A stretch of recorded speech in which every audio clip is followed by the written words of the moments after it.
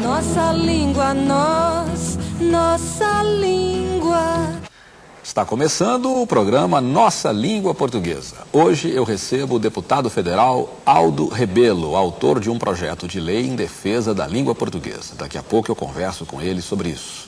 Não saia daí, eu volto já já. Língua portuguesa, nossa língua portuguesa, nossa língua, nossa língua, nossa língua portuguesa. Nossa língua. Nossa língua portuguesa. Nossa língua, Nossa língua, nossa língua portuguesa. Nossa língua, nossa língua, nossa língua portuguesa. Nossa língua, nossa língua. A Nossa Língua Portuguesa de hoje recebe o deputado federal Aldo Rebelo, deputado por São Paulo, pelo estado de São Paulo, autor de um projeto de lei em defesa da língua portuguesa. Deputado, o projeto é do ano passado, é isso? De 99? Exatamente, julho de 99, nós esperamos para que o parecer fosse dado pelas comissões permanentes esse ano, realizando o seminário e também coincidindo com a comemoração dos 500 anos do Brasil. Antes de dizer em que pé está o projeto hoje, naquilo que diz respeito a toda a tramitação burocrática ali, técnica e tal, vamos apresentar para o nosso telespectador a essência do projeto. O que é exatamente esse projeto? O projeto, ele define, ou redefine a partir da Constituição o que é a língua portuguesa, ou seja, a Constituição já diz que ela é o idioma oficial do Brasil. Nós acrescentamos no projeto que ela constitui patrimônio cultural, ou seja, elemento essencial da identidade nacional do Brasil. Nós capitulamos aquilo que consideramos o uso abusivo ou danoso da língua portuguesa, que é a adoção ou a incorporação dos chamados estrangeirismos, principalmente de origem do inglês norte-americano. Apresentamos como sugestão as punições, porque você não pode estabelecer a proibição de alguma coisa sem ter uma pena, e criamos um movimento nacional em defesa da língua portuguesa. O projeto cria esse movimento e, naturalmente, as medidas e a execução cabe principalmente ao Poder Executivo, ao Ministério da Educação, que vai se encarregar de regulamentar o projeto e adotar as medidas que o projeto sugere. Bom, é inegável a necessidade até de uma discussão em relação ao problema. Eu entendo que, de fato, existe um uso, às vezes até ridículo, do estrangeirismo. De outro lado, existe uma questão inegável também, que é da tecnologia, ela chega, traz o termo pronto e por aí vai. Existe um meio termo nessa coisa do estrangeirismo? É tudo ou nada? Como é que é a história?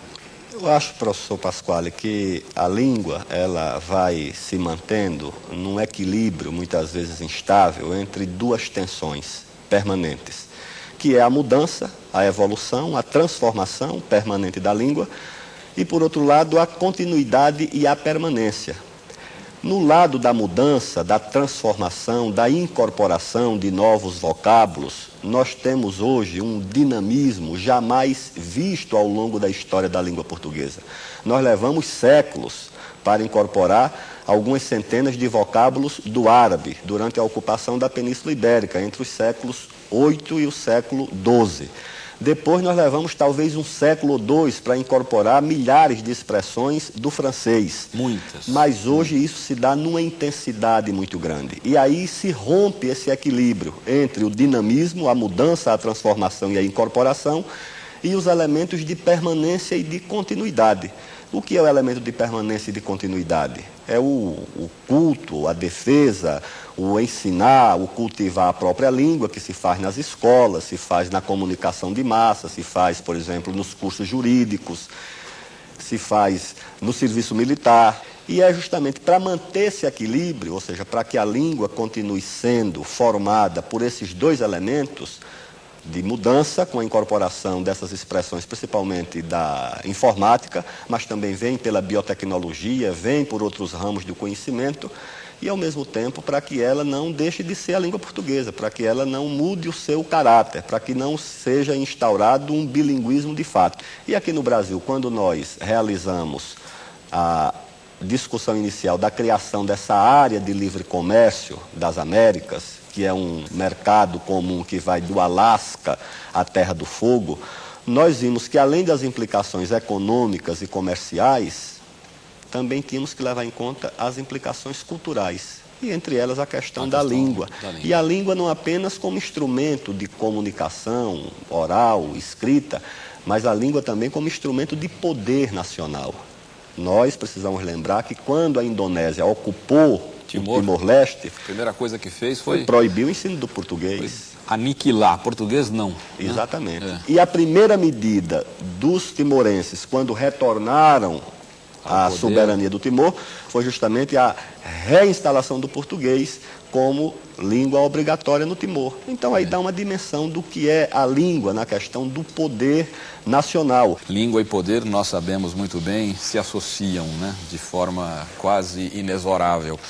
Agora, deputado, muitos linguistas criticam o projeto, não no que diz respeito à ideia em si de defender, de proteger a língua portuguesa, mas muitos linguistas criticam dizendo que não é por aí, que não vai ser por lei que se chegará a essa defesa, a essa proteção, a essa soberania. O processo talvez fosse outro, educação, sistema educacional mais forte, a escola forte, até a cultura, sob todos os aspectos, né? O povo formado, culturalmente mais forte, alguma coisa assim. O que é que o senhor tem a dizer sobre isso? Concordo com essa opinião, agora não concordo com as consequências que alguns linguistas, porque outros, eu acho muitos, a minha impressão é que a maioria tem manifestado apoio ao projeto. Eu acho também que um projeto de lei não vai resolver nada. Eu fiz o projeto de lei porque sou deputado. Se eu fosse linguista, filólogo, gramático, se eu tivesse uma coluna prestigiada e tão competente como a sua e tivesse a sua capacidade em relação à língua portuguesa, eu procederia como o senhor procede e como outros procedem na sua atividade. Como deputado, eu pensei que poderia contribuir apresentando um projeto de lei, mesmo consciente da limitação do projeto, porque uma lei só não resolve nada. Ou nós criamos um movimento nacional que sensibilize o poder executivo, o governo, que sensibilize instituições seculares, como a igreja, como as Forças Armadas, como a OAB, a Associação Brasileira de Imprensa, além da universidade, os jornalistas, a própria população em ampliar sua autoestima, em descobrir que o português é uma língua bonita, é uma língua respeitável, ganhou recentemente o Prêmio Nobel de Literatura. Como é que uma língua dessa pode estar em decadência, pode estar se acabando? Ou nós criamos essa consciência, ou o projeto só não vai resolver. Mas um projeto só não resolve em nenhum terreno. Só o Código de Trânsito não vai resolver a violência no trânsito.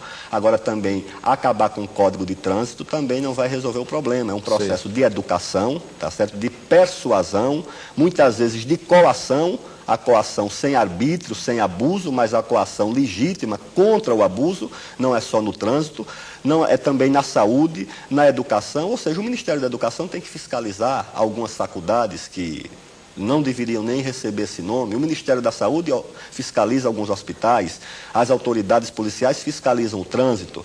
E acho também que no caso da língua, não é uma atividade policialesca, não é uma atividade de repressão, não é uma atividade de preservação. Acho que isso também pode ser exercido pelo Estado, porque é quem tem legitimidade para isso, a não ser que se privatize, se dê a alguém, se terceirize também essa questão. Isso. Ou do contrário, nós vamos cair no laissez-faire, ou seja, então do jeito que não se diz que o mercado resolve tudo, né, desde o emprego até o sentimento hoje em dia, né, diz até que o amor verdadeiro também se compra no mercado, tem gente que pensa assim, eu penso diferente, né, eu acho que o mercado pode cumprir a sua parte, mas acho que tem que haver regulamentação. E eu gostei do emprego da expressão laissez-faire, acho que foi intencional, né? Porque é uma expressão francesa consagradíssima, é conhecida no mundo todo, é uma daquelas tantas que fazem parte da chamada língua universal, daquelas que podem ser ditas no leste europeu, talvez até no mundo árabe, não sei, acho que todo mundo deve conhecer a expressão. Por falar nisso, por falar em estrangeirismos, nós vamos ver agora uma matéria feita pelo nosso repórter James Capelli a respeito disso. Ele andou por aí e viu algumas coisas interessantes. Vamos ver. Você já reparou como os brasileiros adoram fazer anúncios e dar nome às coisas em inglês? Quer ver como isso é verdade? Nessa rua aqui de São Paulo, num espaço de 50 metros, você encontra o estacionamento padrão Park. Do outro lado da rua, a escola de dança é Walk Dance by Steps. Do lado da depilação é The Pill Care. Se bater uma fominha, a lanchonete é Big Beef. Um pouco mais para frente, para produtos eletrônicos pifados, tem o Planet Electronics, com Y no fim. E se o carro pifar, a oficina mecânica é a Tecnocar. É mole. Rodando de carro por São Paulo, fica claro que os termos em inglês fazem o maior sucesso nas placas e fachadas de lojas. E chegam a ser usados com exagero. Olha este exemplo na lavanderia. Eles avisam que fazem dry cleaning e colocam a tradução, lavagem a seco, com um acento que não existe. O proprietário teme que os fregueses não entendam o inglês. Então, por que usá-lo? Na rua Oscar Freire, também em São Paulo, famosa por suas lojas sofisticadas que usam e abusam das palavras estrangeiras, o vendedor de cachorro-quente tem uma teoria sobre a influência de outra língua nas vendas. Eu ponho cachorro quente, pleno Oscar Freire. Eu vou comer cachorro quente? Ah, não. Quero comer hot dog. Já não é a mesma coisa. Isso... Você já ouviu isso alguma vez? Já. Na rua, muita gente concorda com a teoria da sofisticação que o inglês traz às lojas e produtos. Eu acho que as pessoas, como os Estados Unidos é o grande país, todo mundo quer ficar parecido, então acabam trazendo palavras, trazendo cultura. E tudo para ficar igual aos Estados Unidos. Agora, você quando vê uma loja com um nome em inglês, ou que tem uma plaquinha de 30% off, ao invés de mais barato, assim, ela fica com um ar mais sofisticado? Fica. Um pouquinho mais fica. É mesmo? Você acha que o nome em inglês dá uma sofisticação, assim? Tá, acaba dando, né? Mas não podemos esquecer que, muitas vezes, termos em outras línguas podem confundir. Você já reparou como tem coisa com nome americano na rua? Tem, mas só... Tem gente que não sabe, né, o que tá escrito. Tem muita coisa na rua que a gente não sabe o que tá escrito. Por exemplo, você tá atrás do Lush, Fresh Handmade Cosmetics. Sabe do que? É loja do quê? Coisa cosmética, sei lá. Não é? A gente tem que adivinhar, tem que pegar uma palavrinha para adivinhar o que é. Mais ou menos. A última que dá para entender, né, que é... Ó, ali atrás tem o Haircutting Team. Quer dizer alguma coisa? Não entendo. Para descobrir do que é a loja, tem que fazer curso de inglês, parece isso, né? Com certeza. Você acha que o nome em inglês dá um tom mais sofisticado para a loja, para o negócio, para o anúncio? Eu acho que o português dava mais. O que é que você acha mais bonito? Não entende, né? Inglês não é todos que entendem. Você preferia que fosse time que corta cabelo do que haircutting team? Qual que é mais bonito? Time que corta cabelo ou haircutting team? É o mesmo, né? Mas o português era melhor. Dá pra entender, né? Afinal de contas, qual que é a nossa língua? Português. Até o tão usado delivery, que é serviço de entregas, mas que sempre aparece sem tradução, gera muitas confusões. O que quer dizer delivery que está escrito em todo lugar? Delivery, no meu modo de pensar, eu já acho a pessoa livre, né? Não? Para entender melhor essa utilização tão frequente do inglês em placas e anúncios, procuramos um expert no assunto, o senhor Roberto Duailib, da agência de publicidade DPZ, uma das maiores do Brasil. Eu acho que toda palavra, toda contribuição linguística é bem-vinda, desde que não substitua completamente e até em certos casos impeça a criatividade na criação de um novo termo na língua original. Eu acho que há um certo exagero no Brasil, muitas vezes, principalmente exatamente na área de informática. O cara fala, olha, eu vou fazer um copy agora e te mandar por e-mail linkado ou atachado, enfim, vão se criando verbos a partir Deletar, por exemplo, vamos deletar. A gigantesca maioria das pessoas não sabe que deletar vem do latim. Agora, nós somos um país cuja língua é muito rica de influências. Nós, felizmente, não temos aquele engessamento que o francês está tentando dar ao francês e nem o português está tentando dar ao português de Portugal através de nomes, etc.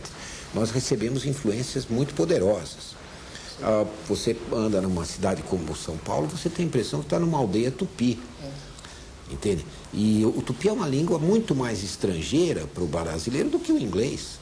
E, no entanto, faz parte do nosso linguajar diário, é nome de localidades, é nome de ruas, é nome de bairros. Mas eu tenho um dado estatístico muito interessante, que é o seguinte: existem hoje no Brasil, nas várias escolas de inglês independentes, 5 milhões de alunos matriculados. Porque o inglês passou a ser a língua dos negócios também. E as pessoas que querem progredir na sua profissão, a partir de um determinado ponto, é quase obrigatório que elas saibam inglês. E nem eu escapei dessa mania de colocarem nomes estrangeiros nos brasileiros. Eu nasci no interior de São Paulo, não tenho nenhum parente nos Estados Unidos. Mas olha aí o nome do repórter, ó. James Capelli, nome de gringo. Pois é, nome de gringo, deputado, né? James, né? Isso no Brasil é comum, a beça, não é? Essa história de colocar nome estrangeiro. Alguém até pode dizer, e você, Pasquale, né? Mas Pasquale é meu nome, não meu sobrenome, porque meu avô era Pasquale e meu pai quis homenageá-lo. Agora, quando não há nenhuma relação, nada com nada, é terrível isso, né? Fica essa... E é comum, né, as pessoas fazerem a combinação dos nomes. Né? Eu conheço por aí muita gente que coloca o nome no filho, por exemplo, de Sid Clay, porque o pai é Sidney, a mãe é Cleide, e aí já faz uma combinação dentro de nomes de origem estrangeira. Bom, mas sobre a matéria do James, o que lhe pareceu, por exemplo, aquela pessoa logo no início que diz que se fosse em português seria melhor, se fosse em português seria mais compreensível, até o James perguntou se não seria mais claro time que corta cabelo, uma coisa assim, e time não é uma palavra portuguesa, né? Se fosse trocar por equipe seria outra, francesa.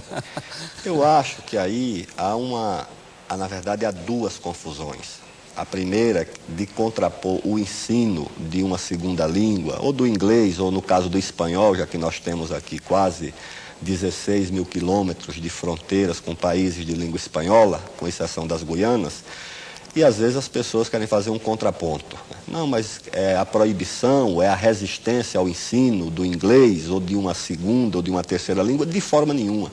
Eu acho que até pelo contrário, onde há o domínio e a fluência no português, eu acho que facilita o aprendizado de uma segunda língua. Fato consumado. E a outra coisa é que você não pode também ter um país para quem tem fluência em inglês, tá certo? O país não pode ser para essas pessoas, o país tem que ser também para elas.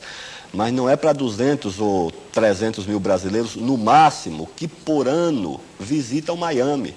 O Brasil não pode ter o seu comércio, os seus serviços voltados para esse público. É principalmente para os 165 milhões de brasileiros que, presumivelmente, falam o português e leem em português. Acho que a população manifesta uma certa autoestima ao defender a sua língua. Eu acho que não é nenhuma rejeição, nenhum sentimento de xenofobismo em relação à língua estrangeira, que eu acho que o nosso povo brasileiro não tem nenhum sentimento de repulsa, de rejeição. Pelo contrário, acho que o Brasil é um país muito aberto e deve continuar sendo assim. Agora, acho que isso não significa a rejeição da nossa própria língua, porque é na língua materna que nós raciocinamos, que nós pensamos, que nós cultivamos os nossos sentimentos. E não é apenas parte da nossa identidade cultural, da nossa identidade nacional. Eu acho que até para você ter uma existência crítica na sociedade, se você não tiver o domínio da sua língua, até o exercício da sua cidadania se torna mais difícil também. Nós vamos voltar a esse assunto, continuar daqui a pouquinho, nós vamos fazer um pequeno intervalo, já já a gente volta. Nossa língua, nossa língua.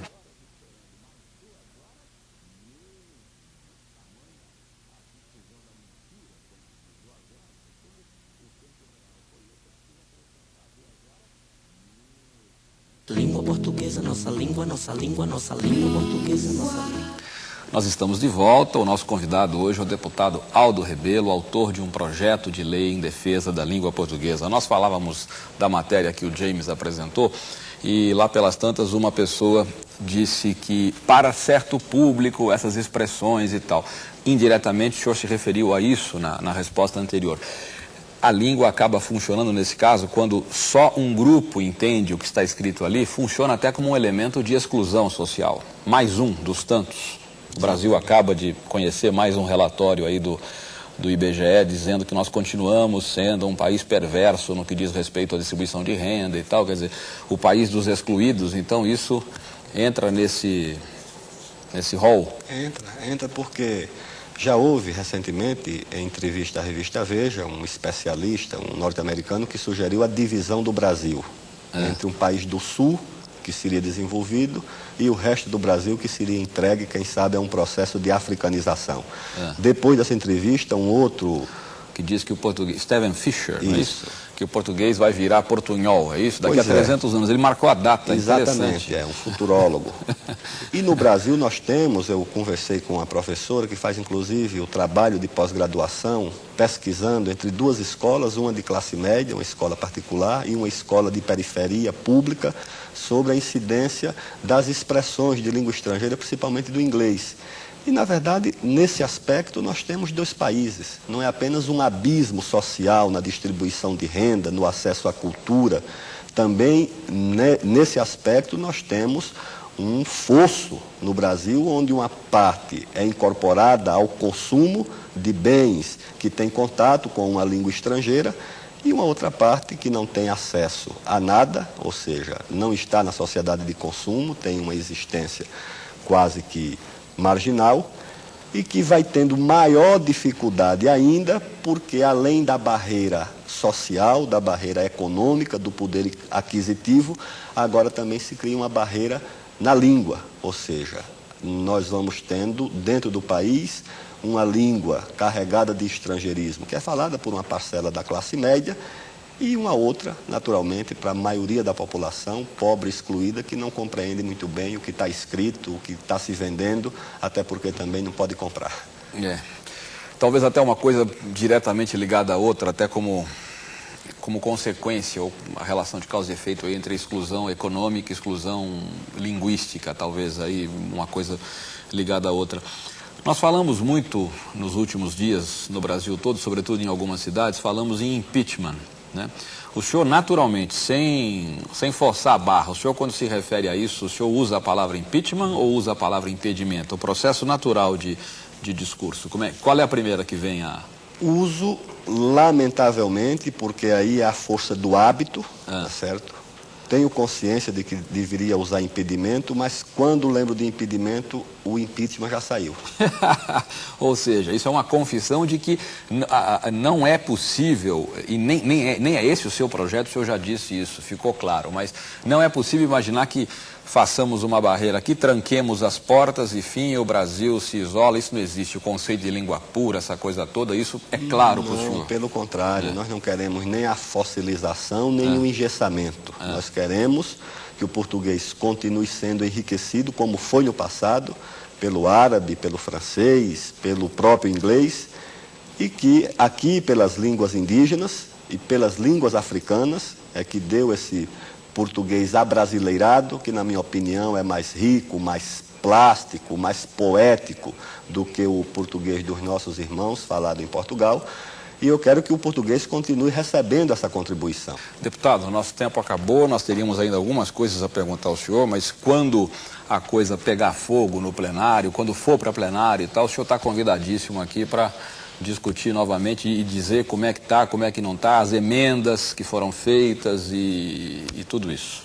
Certamente. E o mérito, o grande mérito que eu vejo nisso é colocar a coisa em discussão. O senhor me pareceu muito franco, muito claro nas suas posições, com absoluta convicção do que diz, e acho que o mérito fundamental do projeto é, de fato, colocar em discussão o problema. Exatamente. Espero que toda a sociedade possa, cada um dentro da sua atribuição, contribuir para que o Brasil saia mais valorizado com a valorização da sua língua, do nosso idioma. Muito obrigado ao senhor, Muito obrigado, deputado Aldo Rebelo, pela presença. Muito obrigado. Já já a gente volta. Nossa língua portuguesa. Nossa língua, Aí você vai ao dicionário procurar um verbo. Quer saber se ele é transitivo, se ele é intransitivo, se ele é pronominal e por aí vai.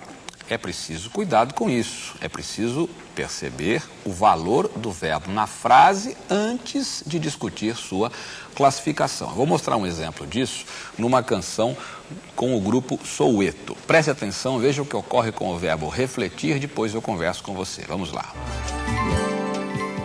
Os teus olhos refletem nos meus o farol das estrelas. Te procuro no azul dos meus sonhos para não perdê-la. Nossa cama é um porto de amor, onde espero feliz pra revê-la, toda linda e cheia de luz no teu corpo de estrela.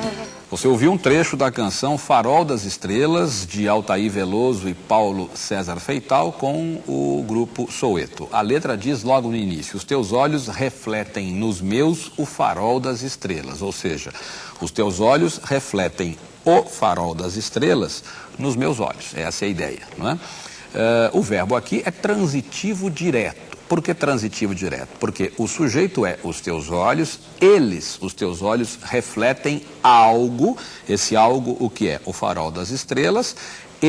Teus olhos, refletem algo, o farol, nos meus olhos. Esse é o sentido básico, transitivo direto aí. Se eu quisesse dizer outra coisa, se eu quisesse dizer, por exemplo, os teus olhos se refletem nos meus, eu encontraria isso nos dicionários como verbo pronominal, ou até, como alguns dão, como intransitivo, sem o seu. Os teus olhos refletem nos meus. Mas aí, obviamente, eles mesmos refletindo ou refletindo-se nos meus.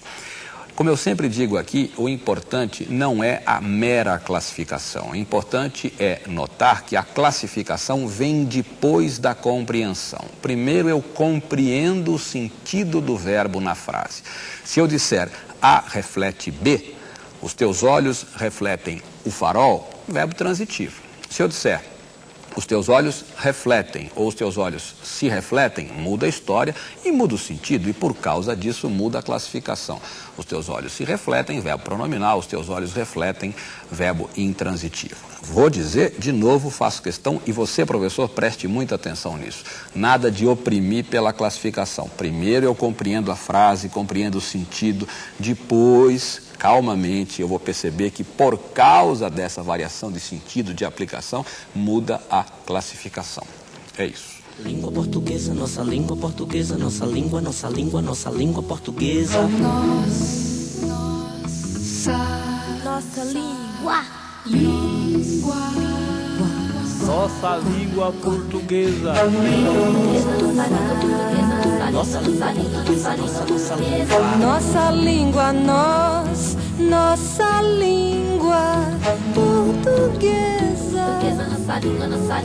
língua portuguesa. Nossa língua, nossa língua portuguesa. Nossa língua,